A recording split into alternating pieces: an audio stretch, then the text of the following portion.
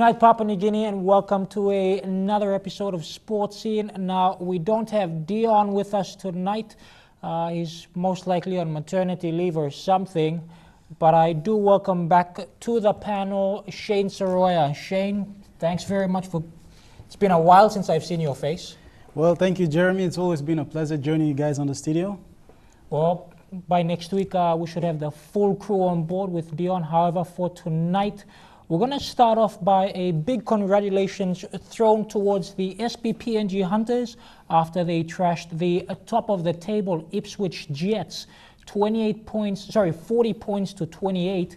And, congratulations to the whole team, also towards the coaching staff, and in particular, Michael Marum. It is now 6 wins in a row for the SP Hunters.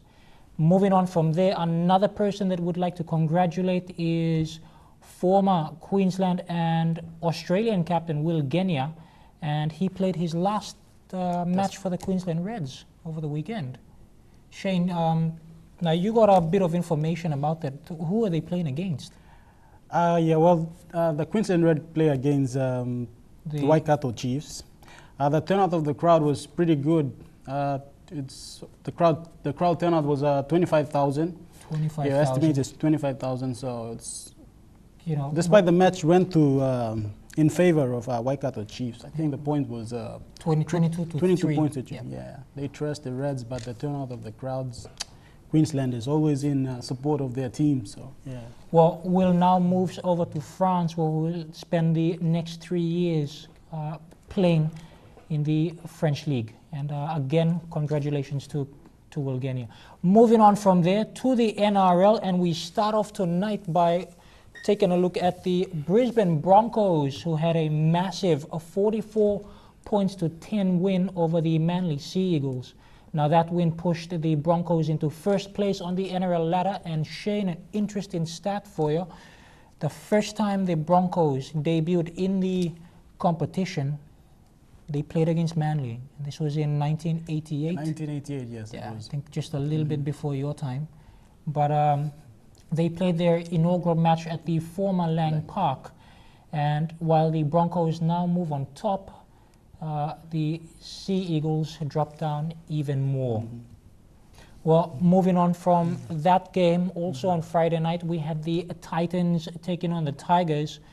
Now, the final score, Titans 27, Tigers 20. The Tigers had 3 tries in 8 minutes, but the Titans were just too strong, with James Roberts scoring in front of a host of Tigers defenders.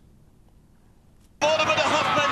Hoffman went short rather than long, and Roberts is over. James Roberts, a prolific try scorer. And the referee pointing straight to the spot. And 16-2 as we fast approach half-time. Next match after that, we had the Raiders taking on the Knights. Raiders on 44, massive victory, 22 points difference. Coach Ricky Stewart was very happy with his team. Canberra showing good attacking prowess, and Edric Lee racing through after a full-length movement. But Shane, the Raiders did have a bit of defensive. Yeah, but the Raiders did have a bit of poor defense and discipline that allowed the Knights to fight back. Aquila Uate scoring after the 24th minutes. Yeah, this guy Aquila Uate, he's been in staggering form for the Knights. So, yeah, all the best for Aquila. Well, they lost. Now, moving on from there, this was a surprising victory for me, though. I tipped the Warriors last week, although Dion, as always, said that the Rabbitohs were going to win. That's what he said last week when he did his NRL preview of just leading into the weekend, and it was a 36 points to 4 victory. The Rabbits. Look, the Warriors made too many costly mistakes, so I think Son Johnson was there. But it's the overall performance of the team that let the coaching staff as well as the team down too. So it does show after 13 rounds that the Rabbitohs are really the informed team, that they might even make it back-to-back premierships, which hasn't happened in a while. I think only the Melbourne Storm had five in a row. 5 in a row. Yeah. Well, moving on from that match, and talking about the Storm themselves, now the Melbourne Storm never really put any effort at all.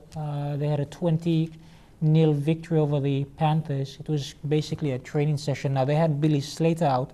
Yeah, Cooper Cronk came off after an hour. But for the Panthers, however, they did miss Jamie Soward, who was ruled out before the match actually started. Well, here a look at the highlights from those matches. Motion on that left-hand side. Bromwich, the first man option, takes it down within 10. Smith again waiting at dummy half. Green is out there, at the back is Munster, showing it. A great fend in the chest of Peter Wallace and Cameron Munster. At the defensive line, they're short on that left-hand side, and Green just strolls in. Well, I don't know what happened there for Penn. And here's Cronulla with Graham. Close to the line, that's Evans in the tackle. And this is a penalty. Nothing quick. Try to get up. Now the final match that happened on Sunday afternoon was between the Sharks and the Roosters. It was a very physical encounter. And it's them to Bird. It's come down to Maloney. A foot race is on. Chasing is Robson. Robson after Maloney. They're at the 30-metre line. He's not going to get him. Maloney will score.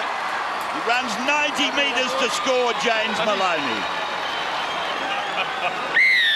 And appears to say, thank God that's over. Yeah. Well, they've got a try there out of there. Now, coming up after the break, more rugby league action as we take a look at the double header between the Vipers and Gurus and the Golfers Pairs and the Goroka Lahanis. Stay with us.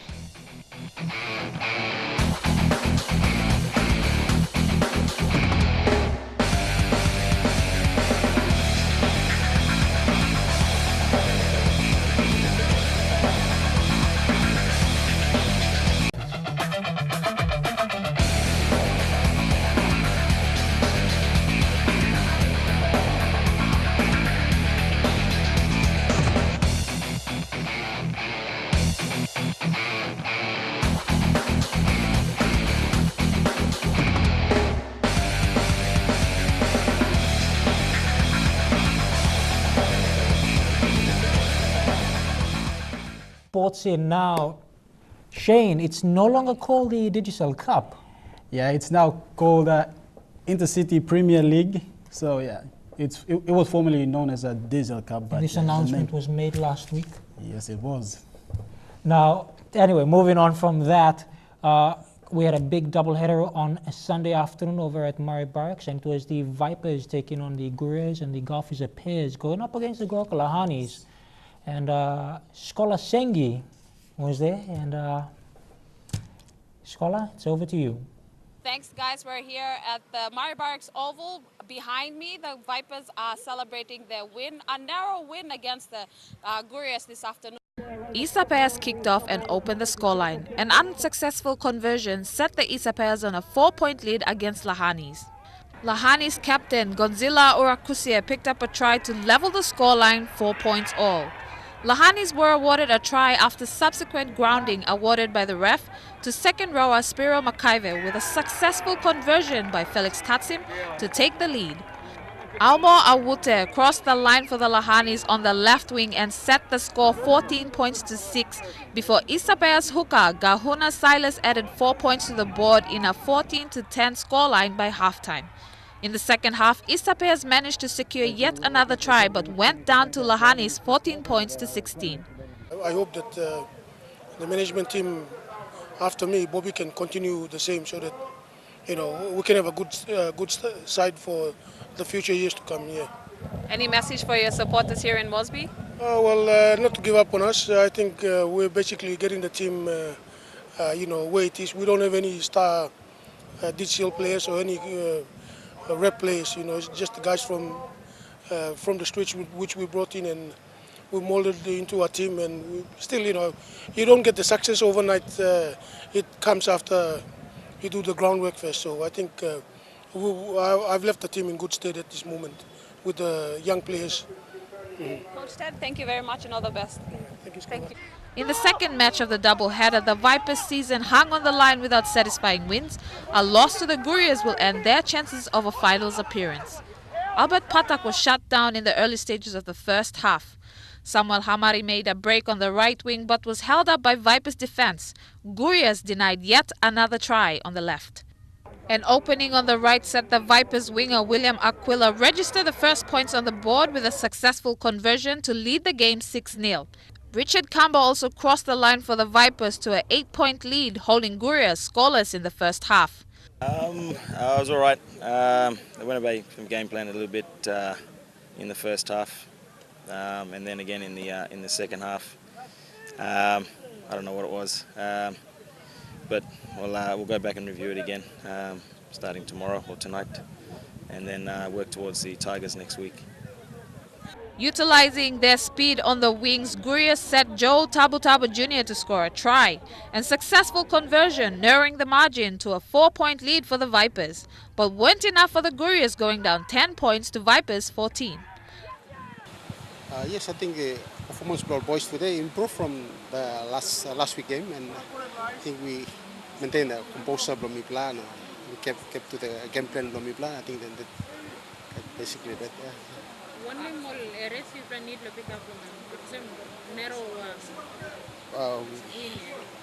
Yeah, I think our completions of sets we've been improving on low. The doubleheader in Port Moresby imposed the challenge of traffic and crowd control. Supporters were left to stand along Wards Drive and along the Oval to catch a glimpse of the matches, clogging traffic in some instances, some risking it all. In other matches of round 8, Mendi Muruks beat Simbu Lions 20 points to 18. Wagi Tumbe went down 12 points to 14 at the hands of Hella Wigman, and Hagen Eagles toppled Engamioks 30 points to 18. That's all we have here for the doubleheader in Port Moresby, and it's back to you guys in the studio. Thank you very much, Scholar. Awesome job back there. Now, do join us after the break as we take a look at soccer.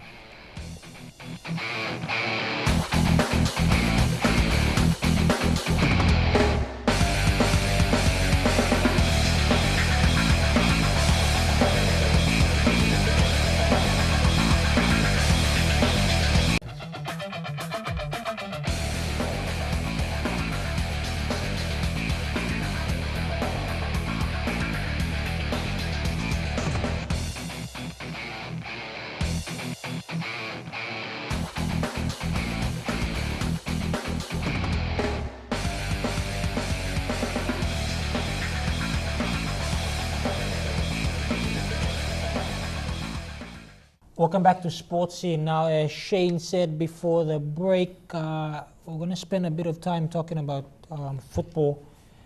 First of all, the Fijian under-20 team that went to the under-20 World Cup over in New Zealand. Yep. They've been praised for the fact that they basically made history after they had the first ever victory of a Pacific team in the World Cup, in any competition in the World Cup. Now, they had a 3-0 victory over the Central American opponents, Honduras, to claim the country's first ever win at a FIFA tournament. Now, the Oceania underdogs were downed 8-1 by Germany in their opening match, but then after that victory, they did have a chance of making it into the quarterfinals. Unfortunately, they weren't able to. However, here's the thing, the fact that Fiji won against such a big opponent like the South Americans, it does show that the Pacific, football in the Pacific is actually improving, getting better. Okay, Shane, what are your thoughts on that? Well, Fiji being one of the South Pacific countries that did, they set a record, and it's probably a stepping stone for other Pacific nations to actually see that Fiji have raised the bar to another level. So I think it will provide some sort of a competition to the other Pacific islands. So they could probably one day be like Fijians and actually step out in the, the world stage to actually. It actually proves.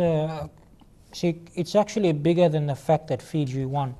If Fiji can be able to qualify for such a massive tournament like this, why can't Papua New Guinea? Now, the fact we didn't have an under-20 squad taking part in any qualifiers leading up to that, We also haven't had a proper under-17 team. We don't have an under-12 side. Yeah. We don't have an under-10 development side as well. We're even supposed to, believe it or not, have an under-9, under-8 national team. We're supposed to have very young children representing the country. Now, currently within the Pacific, you've got the Tahitians, New Caledonians, basically French Polynesians who are moving over to France, playing in Europe. Yeah. And then you've got the rest of, especially the Melanesian countries like Solomon Islands, Fiji, Vanuatu. Well, Vanuatu, they're a French colony anyway. But you've got all of these countries, including Papua New Guinea, that haven't had that exposure. So, you know, full credit to the Fijian under-20 side, and they're coached by a former PNG national coach, Frank Farina. Yep. So, full credit to them, and we may even see one or two of the Fijian under-20s coming here by the end of the month, taking part in the Pacific Games. Awesome. Now, speaking of that, moving on, the next big thing that we'd like to talk about tonight is, of course, the draws for the Olympic qualifiers. Now, they were released last week by the Oceania Football Confederation. And Shane, I think you have the draws in front of you. Yeah, that's right here. Now, the matches will actually start on the 3rd of July, and that is the day before the opening ceremony of the Pacific Games. Now, the first match will see the Federated States of Micronesia taking on Tahiti. The game after that at 2 o'clock in the afternoon will be between Fiji and Vanuatu. And then later on that afternoon, earlier, 12 p.m. on a separate field, that's Bikini number 3, you will have New Zealand taking on Solomon Islands before the big one. 3 o'clock on the 3rd of July, Papua New Guinea, come over and watch the national team. It'll be PNG taking on Pacific Games champions New Caledonia at 3 p.m., 3rd of July. And it's going to be a massive match. Our under-23s all taking part. A number of them played in the semi-finals and grand final of the Telecom National Soccer League. So we're going to see some very good and high-quality matches during the Oceania qualifying leg for the Olympics.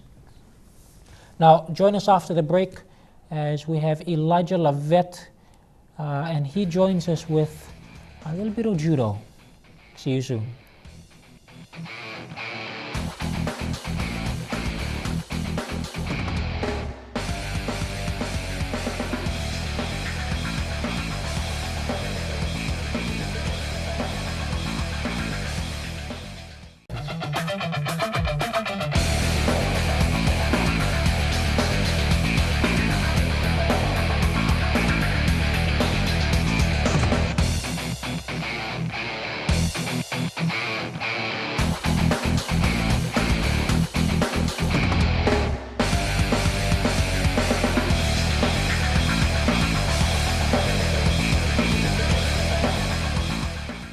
Welcome back to the show. Now over to judo, and the Judo Association in PNG, they're trying to make a comeback.